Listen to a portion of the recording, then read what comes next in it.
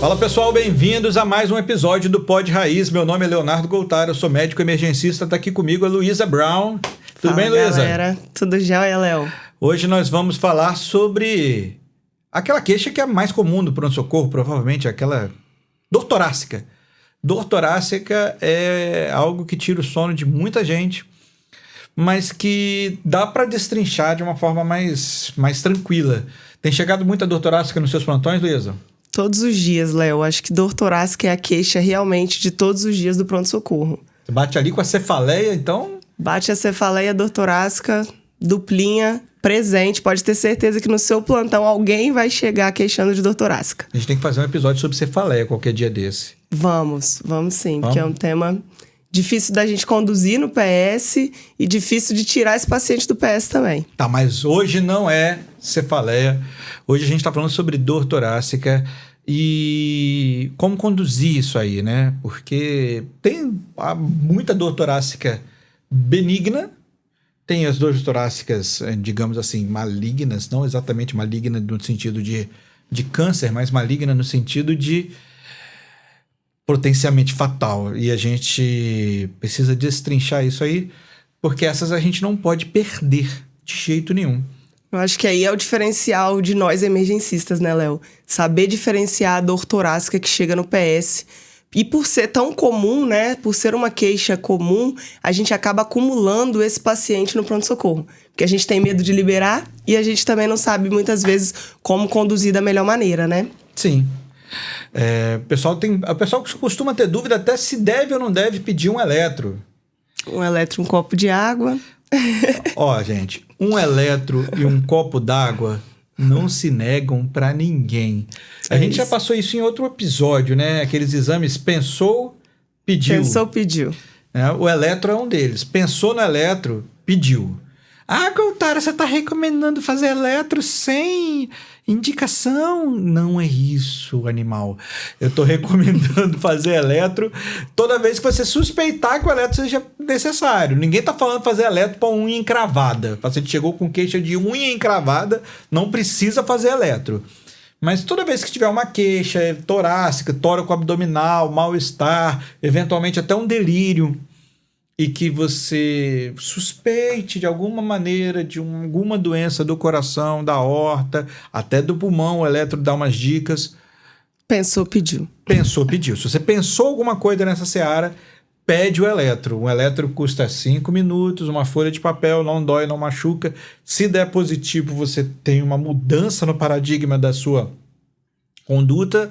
Se der negativo, beleza, 5 minutos depois está tudo resolvido. E aí, Léo, muita gente fala do famoso Big Six. O Big Six? O Big Six. Eu acho que é válido a gente começar, assim, a clarear um pouquinho para vocês, porque eu acho que o paciente chega com a dor torácica. A princípio, ali, a gente, logicamente, você define se é um paciente instável ou estável, né? E depois, eu acho que você pode destrinchar um pouquinho melhor essa dor torácica, descartando aí os Big Six, que são as potencialmente fatais, né? Exatamente. São 6 causas, galera, de dores torácicas potencialmente fatais que você não pode perder. Na verdade, todo paciente que chegar com dor torácica, você precisa, de uma maneira ou de outra, descartar que uma dessas 6 dores esteja acontecendo. A primeira delas, todo mundo vem em mente, síndrome coronariana.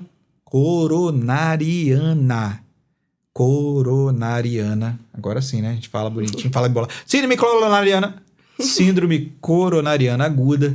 É a primeira dessas aí que a gente precisa descartar. O infarto, a angina. Provavelmente das 6 causas potencialmente fatais, é a mais comum. Mas não é a única. A gente vai ter ainda, vamos lá, síndrome coronariana, ruptura de aorta, dissecção de aorta, síndromes aórticas. 3, pneumotórax hipertensivo. 4, tromboembolismo pulmonar. 5, tamponamento pericárdico. E 6, ruptura de esôfago, que é super raro, mas quando acontece é fatal. E dá para diferenciar os 6 ali pelo exame físico, dá para examinar os 6 por poucos exames complementares que você vai ter em quase todos os lugares, qualquer UPA aí de esquina vai ter. Eu acho que o principal é isso, né, Léo? Se a gente não pensa, a gente não diagnostica, né? Se a gente não suspeita, a gente não diagnostica. Então, por isso é fundamental ter esse Big Six aí na nossa cabeça para poder nortear o nosso exame e até a nossa investigação desse paciente que chega com essa queixa de dor torácica no pronto-socorro, né? Essa história de você não pensa, você não diagnostica, gente, é igual namorado, namorada. É igual ficante, sei lá. Se você não tem ideia de como é a mulher ideal pra você, se você não tem ideia como é o homem ideal pra você, independente se você gosta de menino ou de menina, ou dos dois, quando você encontrar com um, você não vai saber que encontrou. E aí, ó, passou o amor da sua vida. Que bosta, que merda que você fez. Então, assim, você precisa idealizar na sua cabeça o que você quer de relacionamento para quando chegar finalmente, né, o homem, a mulher, menina, menino, encantado. o seu príncipe ou princesa encantada, a sua Fiona, o seu Shrek, você saber que encontrou com ele. Porra, essa pessoa tem tudo que eu sonhei, ó. Loura, alta, bonita, baixo, moreno, gordinho, inteligente, burro, malhado, forte, mas ele não interessa. Ele é do jeito que eu sonhei. E da mesma forma, você precisa conhecer a apresentação desse Big Six para quando você encontrar, você conseguir identificar. Você não pode apertar essas coisas aí despercebidas. E eu acho que a gente poderia começar falando, acho que só uma pincelada, né, Léo, de cada uma delas aqui para ajudar a galera na suspeição, né? Vamos lá. A gente falou até de síndrome coronariana aguda, mas geralmente eu gosto de fazer essa abordagem aqui, começando pela dissecção aórtica, porque eu acho que se a gente descarta ela, a gente consegue ficar mais confortável dentro da síndrome coronariana aguda. O que você acha? Eu acho uma boa. Dissecção aorta, dicas do diagnóstico rápidas. Via de regra, pacientes estão hipertensos, então vai ser difícil você encontrar, nada é 100%, tá, gente?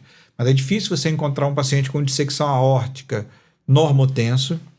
Via de regra, esse paciente vai ter um alargamento de mediastino, E aí o exame de imagem, né? Um raio-x de tórax simples, pode que ajudar. Tem em qualquer lugar, pode ajudar. Você também pode, se você tiver acessível, um ultrassom point of care pode ajudar. Eu não falo muito sobre ultrassom. Outro dia a gente rodou uma pesquisa no público aqui do podcast, no público lá do Emergência Raiz, que ultrassom point of care ainda não é uma realidade para 70% a 75% da população que respondeu a pesquisa.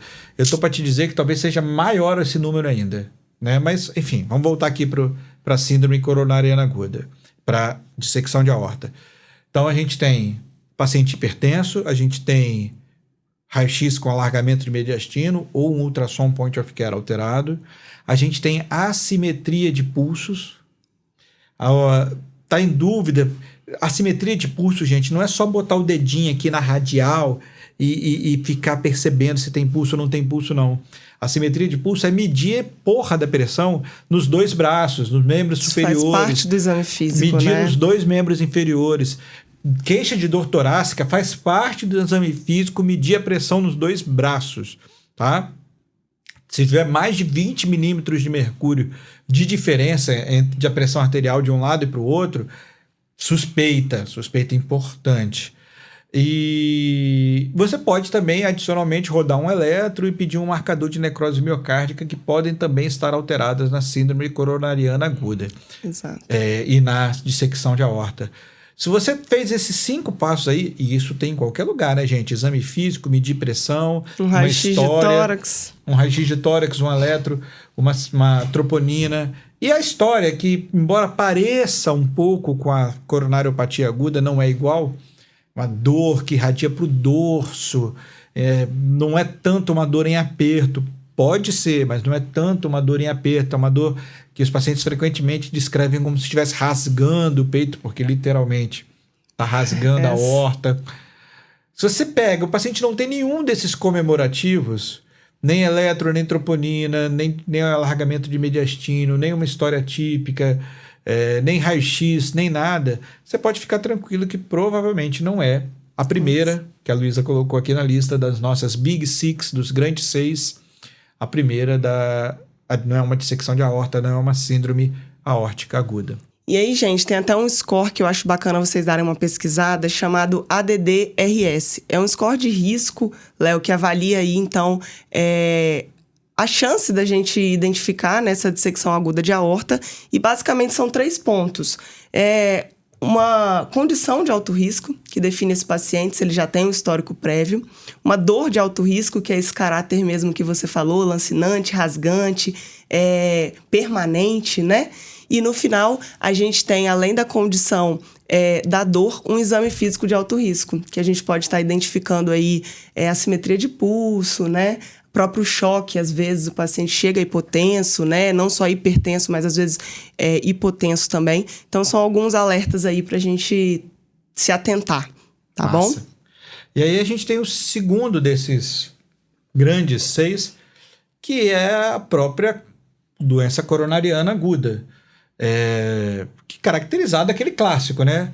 Paciente de alto risco, diabético, hipertenso, tabagista, obeso, sedentário, e mais homens do que mulheres, via de regra numa faixa etária ali de 45 anos em diante, que apresenta uma dor coronariana típica, ou próxima de típica, como a dor torácica em aperto ou em queimação, que irradia para a mandíbula, pode irradiar para os 2 braços, parar com esse negócio que irradia para o lado esquerdo, pode irradiar para os 2 braços, pode irradiar para o epigástrio, muitas vezes associada com sintomas vagais, como náusea, vômito, diarreia, sudorese fria.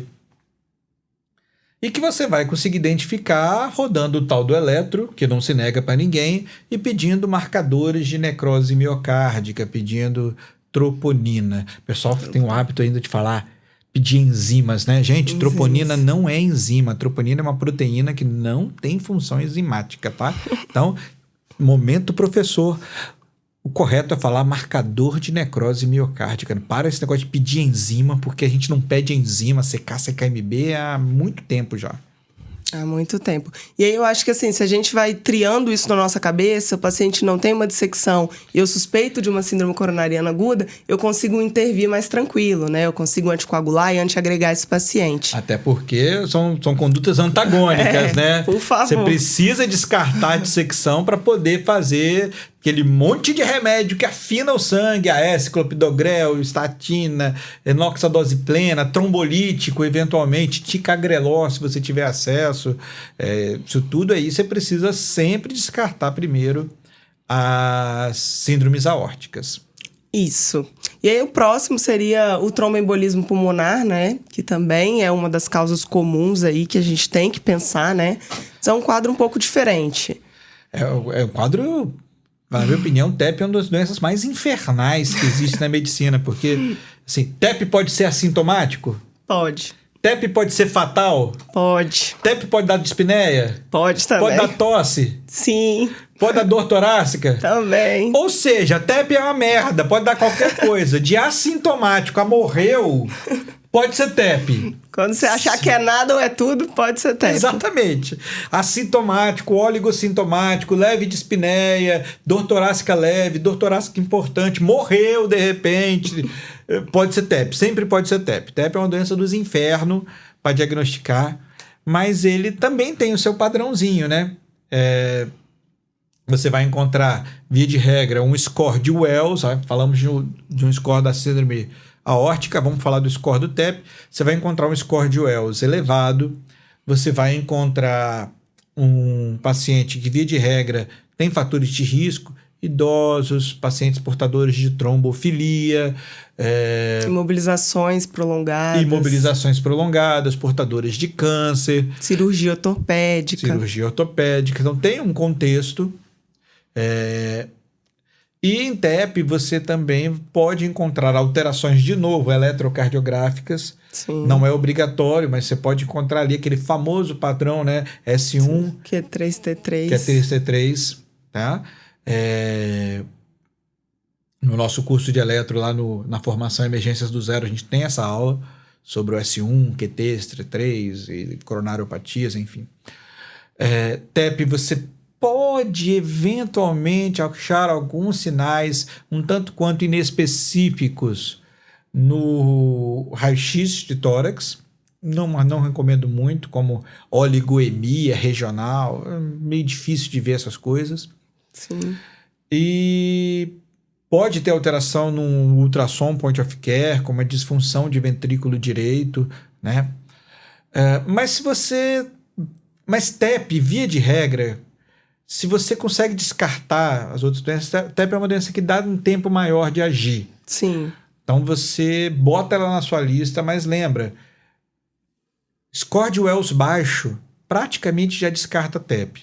No livro fala assim, score de Wells baixo mais dedímero negativo. Dedímero é um exame caro. E é tipo caviar, sabe? Nunca vi nem comi, só ouço falar. Não, mentira. Dedímero tem por aí afora, mas ele não tem em qualquer UPA, não mesmo, tem em qualquer pronto-socorro. Pois é, no hospital terciário que eu trabalho, a gente tem dedímero, fácil. Mas nas UPAs aqui da região, por exemplo, a gente não vai ter dedímero.